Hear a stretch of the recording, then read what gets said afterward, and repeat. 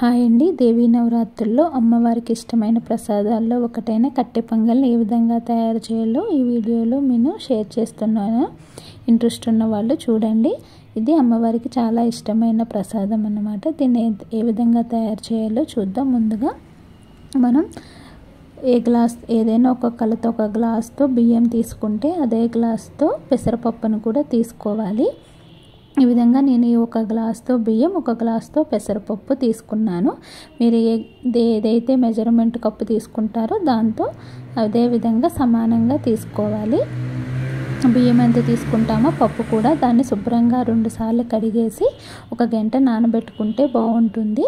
తర్వాత ఈ విధంగా కుక్కర్ పెట్టుకుని అందులోకి ఇట్లా జీడిపప్పుల్ని నెయ్యి కానీ నూనె కానీ వేసుకుని ఈ విధంగా ఫ్రై చేసుకుని పక్కకు పెట్టుకోవాలి. నెయ్యి వేసుకుంటే బాగుంటుంది. ఇంట్రెస్ట్ ఉన్న వాళ్ళు మొత్తం నెయ్యితో చేసుకోవచ్చు, లేకపోతే కొంచెం నెయ్యి కొంచెం నూనె వేసుకోవచ్చు.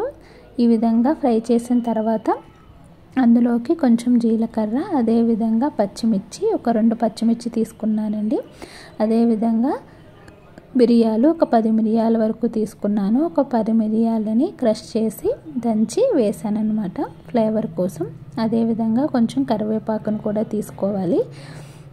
వీటిని చక్కగా ఫ్రై అవ్వనివ్వాలి. ఈ విధంగా ఫ్రై అయిన తర్వాత ఇందులోకి కొంచెం పసుపును కూడా వేసుకోవాలి.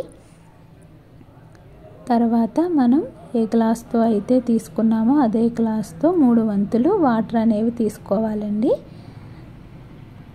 నానబెట్టిన వాటర్ కాకుండా 3 గ్లాసుల వాటర్ అయితే మనకి ఈజీగా పడతాయి. 1 గ్లాస్ తీసుకున్నాం అనుకోండి పెసరపప్పు, అదేవిధంగా బియ్యం కలిపి 1 గ్లాస్ తీసుకుంటే మనం 3 గ్లాసుల వాటర్ అనేది పడుతుంది.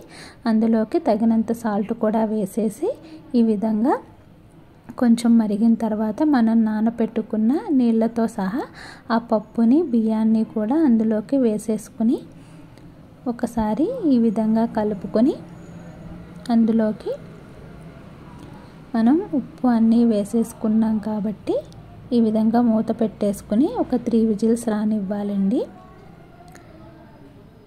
ఒక 3 విజిల్స్ వచ్చిన తర్వాత మనకి మెత్తగా చక్కగా ఈ విధంగా ఉడికిపోతుంది. ఇందులో ఇప్పుడు మీకు గట్టిగా అనిపిస్తే కొంచెం వేడి వాటర్ని ఇందులోకి యాడ్ చేసుకోవాలి. కొంచెం పల్చగానే ఉండాలండి, ఎందుకంటే ఇది చల్లారిపోతే మనకి ముద్దగా అయిపోతుంది. అందుకని కొంచెం జారుగా ఉండాలన్నమాట. అందుకని నేను కొంచెం వాటర్ని వేసుకుంటున్నాను. కొంచెం నీళ్ళని వేడి చేసుకుని అందులోకి ఇంకొంచెం వాటర్ వేసుకుంటే జారుగా అవుతుంది. అప్పుడు ఇంకొద్దిసేపు ఉడికిన తర్వాత మనకి గట్టిపడకుండా ఉంటుందన్నమాట. ఈ విధంగా కలుపుకోవాలి. ఇందులోకి మనం ఇప్పుడు నెయ్యిని యాడ్ చేసుకోవాలి. కొందరు పోపులోను ఇది కూడా నెయ్యి ఇష్టపడే వాళ్ళు వేసుకుంటారు. అలా ఇష్టం లేని వాళ్ళు ఇప్పుడు కొంచెం నెయ్యి వేసుకుంటే టేస్ట్ అనేది బాగుంటుందన్నమాట.